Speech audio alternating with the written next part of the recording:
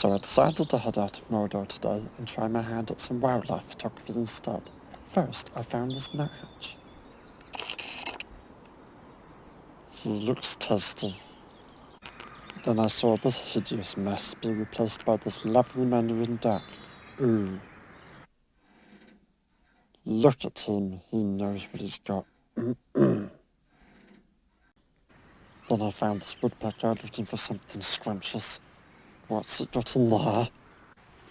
What's in that hole? Is it nice? Can I have it? Then I found these birds on daisies. Then I found birds and postses.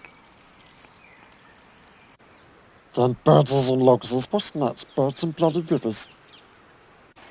Oh, what the fuck? Give up, you fucking piece of food.